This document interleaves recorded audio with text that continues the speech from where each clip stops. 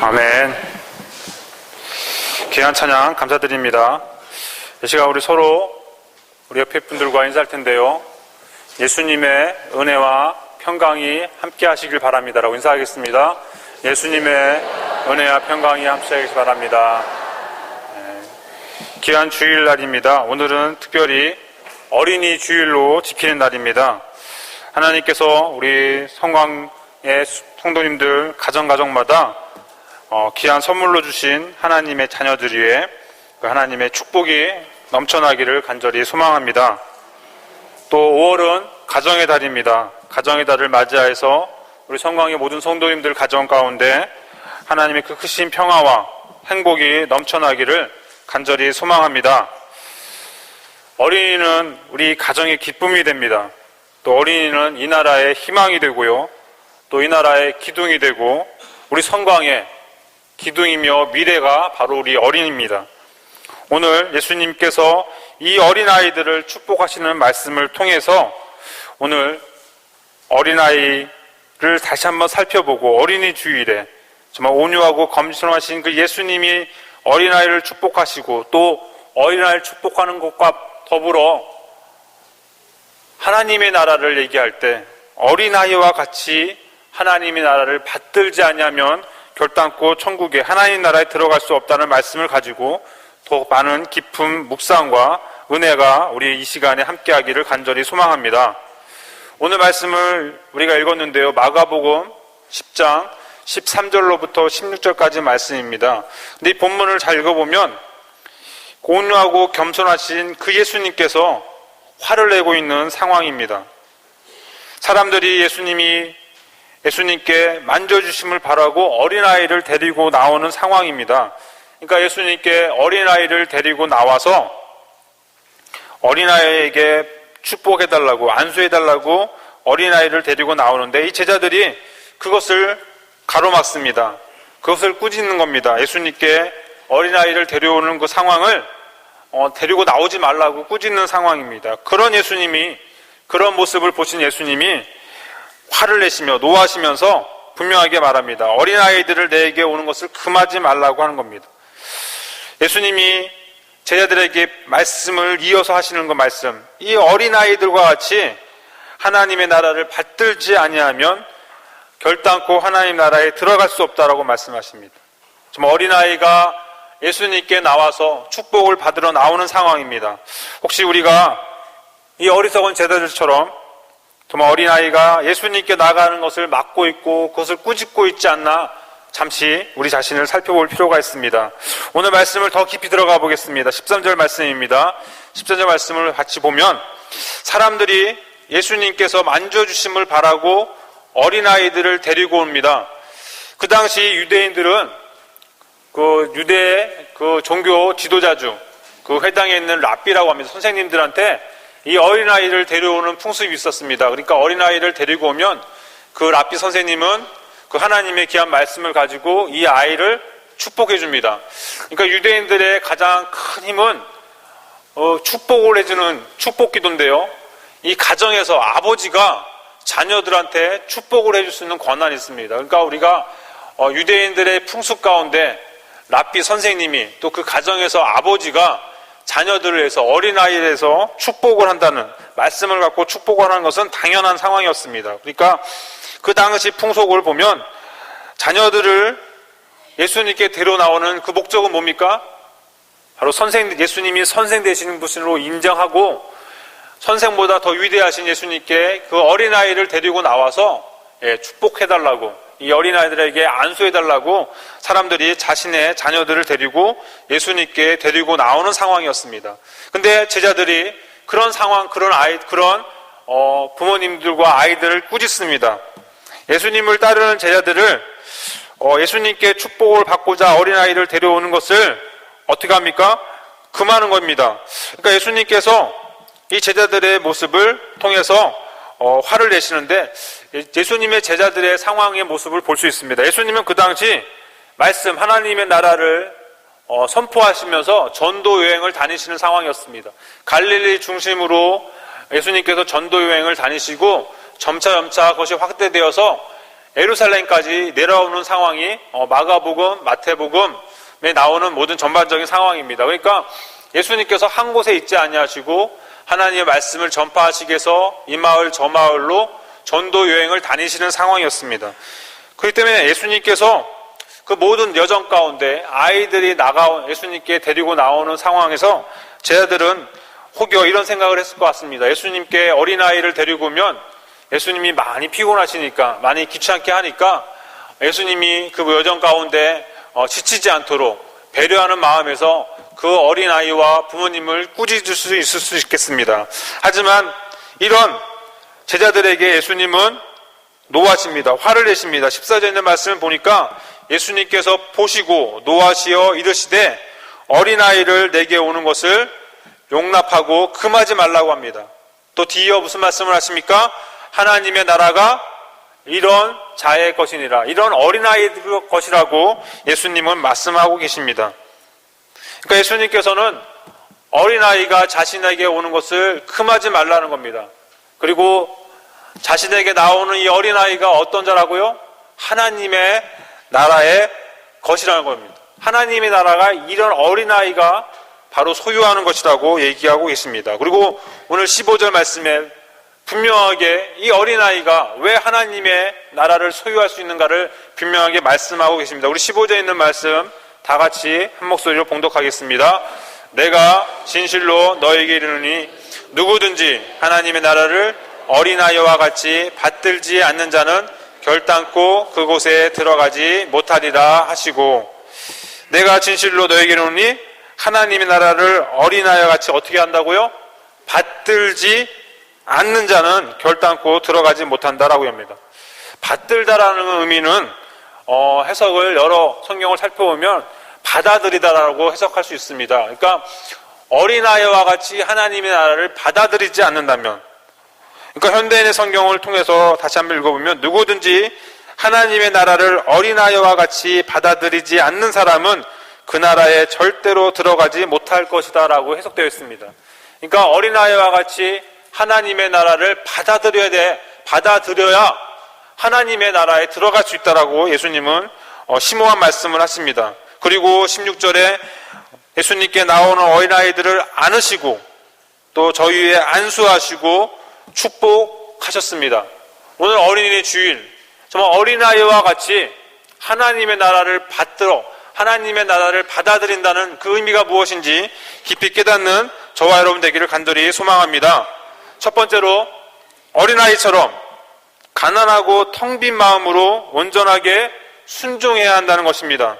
그러니까 어린아이처럼 하나님의 나라를 받아들인다는 것은 가난하고 텅 빈 마음으로 온전하게 하나님의 나라를 받아들이는 그런 순종하는 모습, 그런 마음의 태도를 말합니다. 하나님의 나라에 들어간다는 것, 그것은 하나님의 능력에 참여한다는 것을 의미합니다. 하나님의 나라가 우리가 들어가기 위해서는 먼저 하나님의 나라가 내 안에 들어와야 됩니다. 믿으십니까? 하나님의 나라가 내 안에 들어올 때는 어떻게 들어와야 됩니까? 어린아이가 하나님의 나라를 받아들이는 것처럼 받아들여야 우리가 하나님의 나라에 들어갈 수 있다는 겁니다. 하나님의 나라의 능력과 특권을 소유하기 전에 하나님의 나라가 먼저 나의 능력과 나의 존재 모두를 소유하는 존재가 되어야 됩니다. 그러기 위해서는 우리가 먼저 가난하고 텅 빈 마음으로 온전하게 순종할 때, 우리의 마음을 온전하게 내어드릴 때 하나님은 우리 마음 안에 들어와 거하신다는 것입니다. 오직 믿음으로 우리 안에 거하시는 전능하신 그 하나님만을 붙잡는 그런 귀한 인생이 되기를 간절히 원합니다. 우리 안에 거하시는 주님이 그 위대하신 사역을 온전하게 이루시도록 주님을 철저하게 의지해야 합니다. 이러한 모든 것은 마치 어린아이처럼 주님을 바라고 정말 주님을 간절히 소망하고 주님을 나라를 정말 받아들이는 것을 순종하는 그런 일일 때 가능한 일입니다. 어린아이가 된다는 거, 정말 가난하고 텅 빈 마음이라는 거, 그것은 어른과는 분명하게 구별되어집니다. 어린아이가 된다는 것은 여기서 어린아이라는 표현은 갓난아이, 또 어린아이를 지칭합니다. 엄마 품에 자라는 갓난아기를 우리가 한 예를 살펴볼 수 있습니다. 어린아이는 어떻습니까? 엄마의 보살핌과 사랑의 돌봄으로 어린아이는 자랄 수 있습니다. 그러니까 이 갓난아기는 이 세상에서 존재할 때 가장 연약한 존재입니다.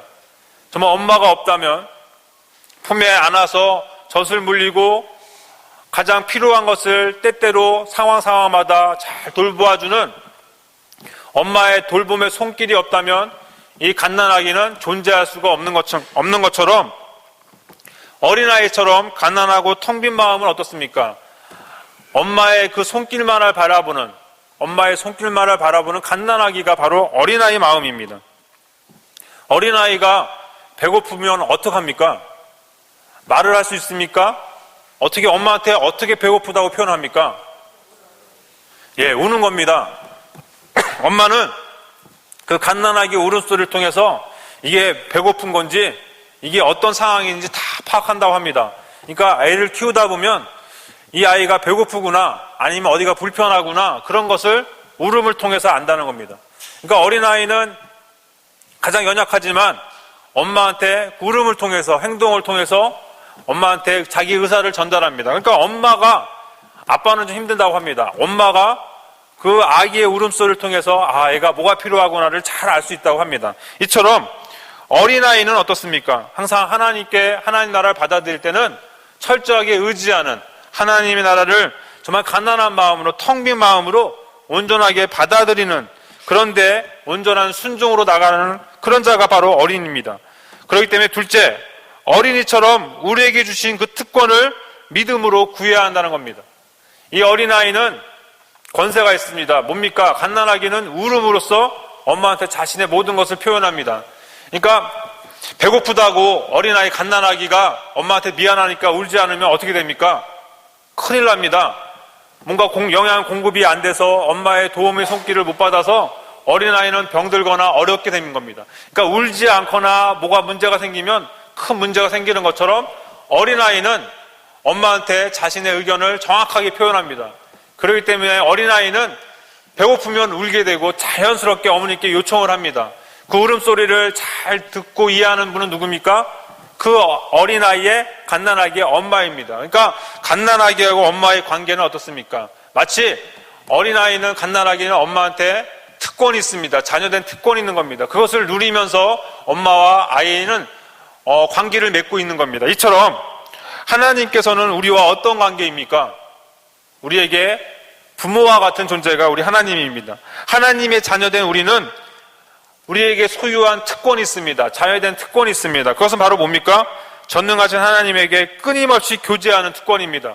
그러니까 그 갓난아기와 엄마의 관계는 어떻습니까? 24시간 잠잘 때도 같이 있으면서 돌보줍니다.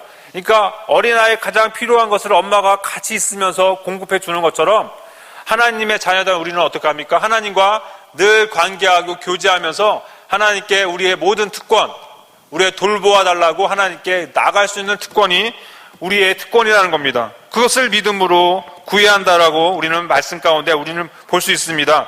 전능하신 하나님과 끊임없이 교제할 수 있는 특권, 예수 그리스도 이름으로 더불어 수많은 것을 누리는 은혜가 있습니다. 우리 아까 성서전과에서 요한복음 15장에 있는 말씀처럼 분명한 예수님이 우리에게 말씀하신 것이 무엇입니까? 우리가 예수님 안에 있으면 무엇이든지 원하는 대로 구하라. 그러면 이루어 주신다라고 말씀하시는 겁니다. 자녀는 그 부모님께, 갓난아기는 그 엄마에게 당당하게 요구합니다. 무엇이든지 구합니다. 가장 필요한 것을 그 엄마는 때때로 상황마다 그 아이에게 충족시켜 줍니다. 이와 마찬가지로 우리는 자녀이기 때문에 하나님께 믿음으로 우리의 자녀된 특권을 하나님께 요구할 수 있는 겁니다. 이런 관계가 바로 어린아이가 하나님의 나라를 소망하는, 바라보는 그런 관계라 할 수 있겠습니다. 우리가 이런 특권을 누리지 못하는 까닭은 어디에 있습니까? 바로 믿음으로 구하지 않았기 때문입니다. 지금 이 시간 저와 여러분 믿음을 가지시고 하나님의 자녀된 특권으로 하나님께 당당히 요구하시길 바랍니다. 우리가 구해야 될 가장 중요하고 가장 소중한 것, 가장 전부인 것은 무엇입니까? 바로 성령 충만입니다. 정말 하나님과 온전한 관계를 맺기 위해서는 바로 하나님을 구해야 됩니다. 성령님을 구해야 됩니다. 우리가 구해야 될 가장 중요하고 전부가 되는 그 성령님, 우리는 성령 충만을 받아야 됩니다. 믿으십니까? 우리는 하나님의 자녀이기 때문에 성령 충만을 허락 받았습니다. 우리가 어떠한 자격으로 어떠한 것을 했기 때문에, 어떠한 일을 성취했기 때문에 하나님의 성령 충만을 받을 자격이 됐다라고 말할 수 없습니다. 그것은 아닙니다. 우리는 하나님의 자녀이기 때문에 성령 충만을 허락받았습니다. 그리고 우리는 분명히 성령 충만을 받아야 됩니다.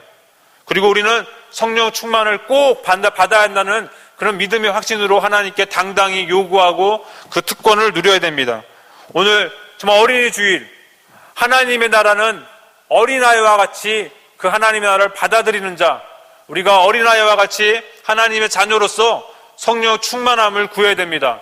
우리 안에 계신 성령님, 우리와 늘 함께 하셔서 우리 가운데 충만함으로 역사하실 때 얻어지는 그 큰 유익은 하나님과 우리가 온전한 관계를 맺는 겁니다. 마치 어린아이가 엄마와 그 사랑의 관계를 맺는 것처럼 우리는 하나님의 자녀로서 서로 사랑으로 하나님과 관계를 맺게 되는 겁니다. 이 놀라운 은혜가, 놀라운 이 평강이 저와 여러분들과 늘 함께 하시기를 간절히 소망합니다. 셋째로, 이 어린아이처럼 매일 하나님과 관계하고 교제하며 그 모든 사랑으로 충만할 때 우리는 우리의 삶의 모든 전부를 하나님께 드릴 수 있게 됩니다. 신앙생활에서 가장 중요하고 필요한 것은 바로 주님의 내주하심으로 이어지는 하나님의 교제이십니다. 믿으십니까? 하나님과 늘 교제하고 하나님과 관계할 때 우리는 매일 신선한 공기를 호흡하듯이 우리 영혼은 하나님과 친밀한 교제를 통해서 영적 건강함을 누릴 수 있는 겁니다. 정말 이 아침 정말 하나님께 예배드릴 때 우리는 분명히 하나님과 깊은 교제 가운데, 하나님과 관계 가운데 하나님의 은혜와 사랑을 통해서 우리가 살아있음을 우리가 체험할 수 있습니다. 이와 마찬가지로 우리가 하나님과 늘 아버지와 자녀의 관계로, 부모와 엄마와 자녀의 관계로 우리가 맺어질 때 우리는 그 하나님의 그 크신 사랑으로 말미암아 어떻습니까? 우리가 영적으로 영육 간에 강건해지는 것을 우리는 체험할 수 있습니다. 이와 마찬가지로 완전하신 사랑이신 그 하나님이 우리와 관계하여 주시고 그 사랑으로 우리를 충만하게 해줄 때 우리는 우리의 삶의 모든 전부를 하나님께 드릴 수 있게 되는 겁니다. 하나님과 친밀한 교제를 통해서 이제 그 사랑의 교제가 우리 옆에 있는 형제자매, 우리 믿음의 가정의 가족분들, 정말 우리가 관계하고 있는 이 모든 이웃들과 사랑으로 그 사랑을 나누는 관계로 우리가 나아갈 수 있다는 겁니다. 하나님의 사역을 위해서 하나님의 사랑으로 충만해진다면 이제 우리 옆에 있는 분들은 어떻게 합니까? 하나님의 그 크신 사랑으로 은혜와 평강을 나누는 그런 축복의 삶이 바로 저와 여러분들의 삶이 된다는 겁니다. 정말 우리 삶의 모든 전부를 하나님께 올려드릴 때 하나님께서는 저와 여러분들을 들어스쳐서 축복의 통로로 정말 하나님의 크신 하나님의 나라를 정말 서로 나누는 그런 믿음의 자녀로 저와 여러분들을 세워주셨습니다. 그렇기 때문에 우리가 오늘 이 시간 우리 옆에 있는 분들을 하나님의 그 크신 사랑으로 섬기시고 하나님의 나라의 영광에 다 같이 참여함을 고백하면서 사랑으로 정말 은혜와 평강을 나누는 그런 귀한 존재가 바로 우리라는 것을 늘 명심하며 살아가는, 그래서 성령의 충만함으로 살아가는 그런 소중한 그런 귀한 존재라는 것을 늘 이 시간 깨닫고 평생 살아가는 저와 여러분 되기를 간절히 소망합니다. 이제 우리가 말씀 한 군데 찾아보겠습니다. 우리 마태복음 5장에 있는 말씀입니다. 마태복음 5장 3절로부터 12절까지 말씀입니다. 예수님은 이 말씀을 통해서 천국을 소유한 자들은 어떠한 자라고 우리에게 말씀하고 계십니다. 우리 마태복음 5장 3절로부터 12절까지 말씀, 제가 갖고 있는 성경책 신약성경 5페이지입니다. 마태복음 5장 3절로부터 12절까지 말씀을 우리 다 같이 한 목소리로 다 같이 봉독하겠습니다. 심령이 가난한 자는 복이 있나니 천국이 그들 것이며, 애통하는 자는 복이 있나니 그들이 위로를 받을 것이며, 온유한 자는 복이 있나니 그들의 땅을 기업으로 받을 것이며, 의에 줄이고 목마른 자는 복이 있나니 그들이 배부를 것이며, 긍휼히 여기는 자는 복이 있나니 그들이 긍휼히 여김을 받을 것이며, 마음이 청결한 자는 복이 있나니 그들이 하나님을 볼 것이며, 화평케 하는 자는 복이 있나니 그들이 하나님의 아들이라 일컬음을 받을 것이며, 의를 위하여 박해하는 자는 복이 있나니 천국이 그들 것임이라. 나로 말미암아 너희를 욕하고 박해하고 거짓으로 너희를 거슬러 모든 악한 말을 할 때에는 너희에게 복이 있나니 기뻐하고 즐거워하라. 하늘에서 너희의 상이 큼이라. 너희 전에 있던 선지자들도 이같이 받게 하였느니라. 아멘. 오늘 우리가 읽은 본문의 말씀, 또 오늘 지금 읽은 이 말씀은 연관되어 있습니다. 어린아이는 어떻습니까? 심령이 가난한 자입니다. 어린아이는 어떻습니까? 애통하는 자입니다. 의에 줄이고 목마르며 궁일이 여기고 마음이 청결하고 화평케 하며 의를 위하여 박해를 받는 자. 그들은 바로 정말 이 세상에서 가난하고 연약한 존재지만 하나님 손에 붙들릴 때 어떡합니까? 약함이 곧 강함이 되고 연약함이 주님의 손 안에서 하나님의 나라를 소유하는 그런 귀한 인생이 된다는 것입니다. 오늘 저와 여러분, 정말 우리 심령이, 우리 모든 것이 가난해질 때 온전히 하나님 한 분만으로 부유케 되며 만족케 되는 그런 귀한 은혜가 저와 여러분들과 늘 함께 하시기를 간절히 소망합니다.